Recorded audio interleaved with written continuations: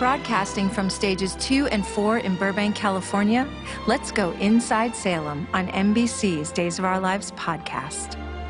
On today's show, Drake Hogestyn talks about his current front burner storyline and remembers his audition 33 years ago. Then, in two can't-miss clips, Leo feels threatened by Diana's history with John, and Sierra and Charlotte are saved from Jordan's rampage. Later, Eric Martsoff brings us on a behind-the-scenes tour where Lindsay Godfrey joins in on the fun. That and more, starting now.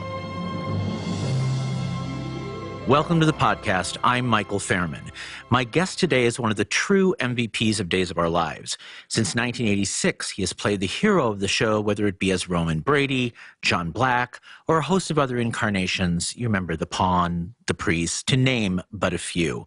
Currently, John has front burner storyline when Diana Colville, a lover from his past, blew back into Salem with a major bombshell. Her son Leo is John's biological son. But is it true? To talk about this and so much more, welcome, Drake Hogestyn. Hey, Drake. Thank you, Drake. Oh, it's for you, Drake. That's Deidre Hall, ladies and gentlemen, clapping off stage. She's my biggest fan. She even came here to show up for the podcast taping. And it's interesting because we're here on the set today, so you may hear some, they're actually building some sets and stuff. They're actually what? Building some sets or Oh, things. So we may hear some, yeah. Yeah, they are. Yeah. So anyways, as I was saying... So everyone is so thrilled that you're on the podcast today. And I want to first ask you, what was your reaction when you found out they were bringing back to the canvas the character of Diana Colville? Because it's now Judith Chapman, and before it was Jeannie Francis. Yeah, that's kind of crazy, Michael. I was in my dressing room and got a script slid under the door, as they do when they know you're in there and you're studying. And then I picked it up, and at that point, John was trying to help out Will and Sonny because of Leo and, all of his machinations. And I'm tracking down his mother, Diana Cooper. And I tracked her down. I found her. And I picked up the script and I read all that. And the last page I turned to, Diana opens the door and says, "Hello, Roman." And for a second I went, What? Oh, my God. Because we don't know. So you didn't know? I don't know. Nobody said anything to you? I don't go upstairs and run up to producers, never go to the writer's office, like to be surprised like everybody else. And so, I walked right out and I figured the person who knows the most is Wardrobe, Richard Blur. I said, Wardrobe knows all. I said, "What's going on here?" I said, he goes, "Oh, yeah, that's Diana Colville's coming back, and Leo is there, and Leo's going to be your boy." And so now we're playing that storyline out.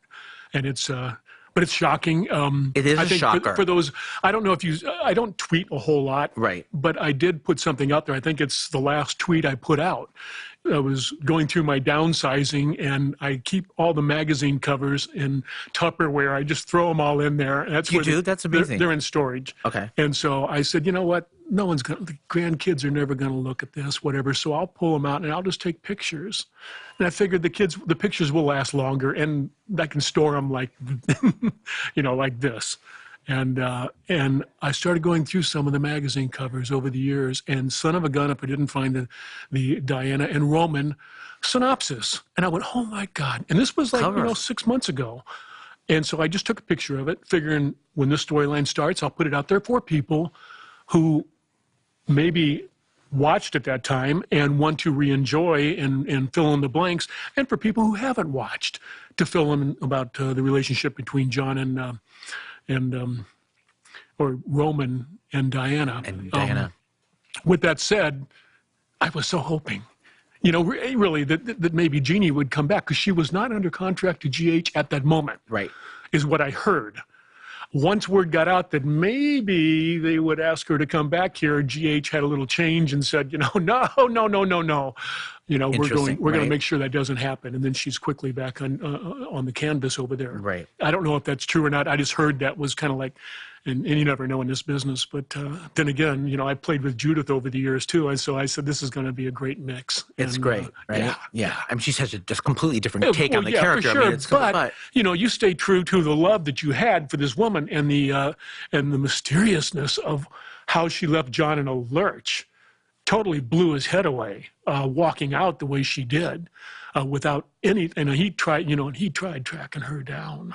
I mean, they didn't indicate that on screen, but John, Roman Brady and could not find her anywhere. I thought she left pregnant. Did Diana leave pregnant? No, or she he did never not. knew about. Okay. She did not. Do you see, Drake is the historian of this show, and every actor we talk to says, if we need to know anything, we go to Drake.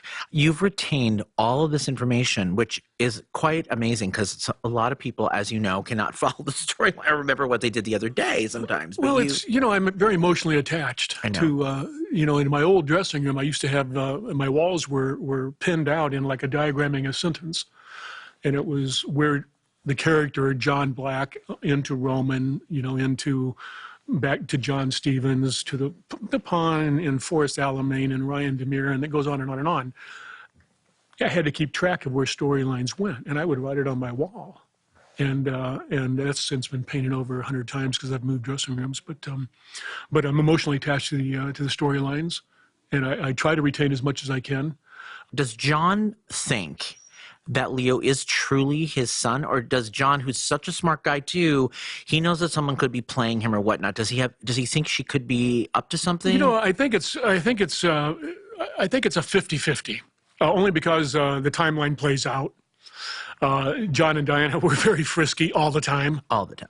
And I mean, that was pretty much the strong centerpiece of their relationship was their sexuality.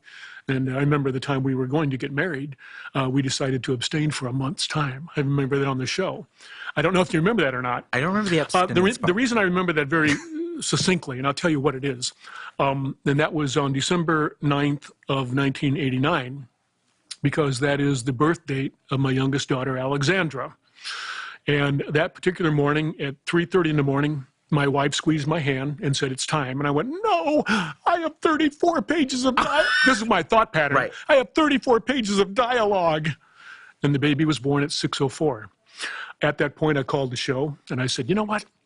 We block from 6 to 8:30, dry block." I said, "I'm not going to make dry block." I said, "We've just had a baby girl." And they went, "Oh, that's wonderful. Tell you what, you always know your dialogue. And Jeannie's prepared too. If you want to come in, as soon as you come here, get into makeup, get into wardrobe, we will tape your scenes, and we'll have you back to St. John's Hospital by 9:30. You did it? We walked in there, and it was the scenes where Roman and Diana were trying to abstain, and they were just like overcome with lust. And we did 8 scenes, 1 take, boom, boom, boom, boom, boom, boom, boom, boom, and that was it. I'm in the car, I'm driving back, I'm in St. John's at 9:30, looking for my baby inside the window, looking up at the clock. I remember looking, I went, I've worked. And normally back then, 6 to 8:30 dry block, 8:30 to 11:30 camera block, hour for lunch, dress rehearse the show until 3:30 or 4, half hour for director notes, 5 o'clock, let's go tape. And I was looking up at my baby and looking at the clock, 9:30, and we just did some great work. And I think that was kind of like they could see that it could be done.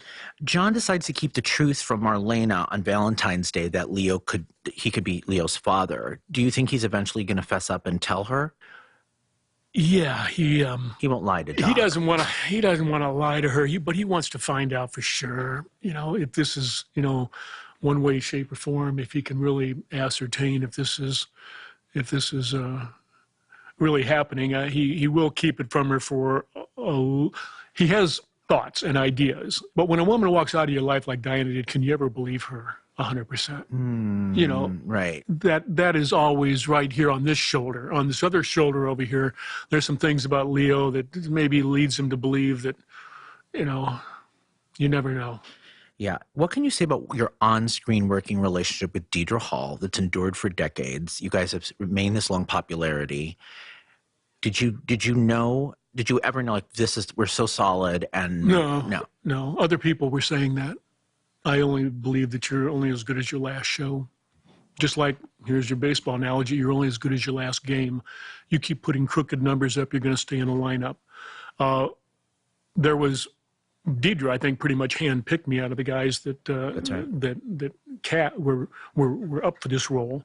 And I think we talked about that before. I remember being in the green room, and I was walking around the studio because I wasn't up till number 6 or something, and out of 8 guys, and I just happened to look at a monitor. I go, "Oh, they're auditioning," so I'll sit here and watch them. That stuff didn't bother me, but I watched and I went, "Oh, that was kind of good." I said, "But I'm not doing that. I'm not playing it like that." And this guy's all right, and that guy now is, now maybe, And then when I went out on the set and started working, it was like, I thought, man, she is doing more with me than a monkey can with 40 foot of grapevine. Seriously. You told me that, I know. She was just like throwing different things out there and making me react differently. I mean, you kind of come in with a preconceived notion of how you want to play a scene, what you want to get out of it. I mean, and what you want to leave the audience with. But at the same time, you need to be flexible enough to play Tai Chi. Like if someone hits you on the shoulder, you roll right with it. And with Deidre, that's what was happening right away. And there was this listening, there was a give and take. It was comfortable. And before I knew it, the scene was over. And I walked out of there and I went, that felt fun. So did you think you might have the role? I thought I probably had as good a chance as any. Until on January 2nd, I got a call from Doris Saba, the casting agent. And she said, they're giving me a hard time. I said, well, how's that, Doris? Well, Ricky Nelson just died in that plane crash on New Year's Eve. And they looked at your tapes today. And they saw those tapes. And they said, my God, it's Ricky Nelson. We can't have that.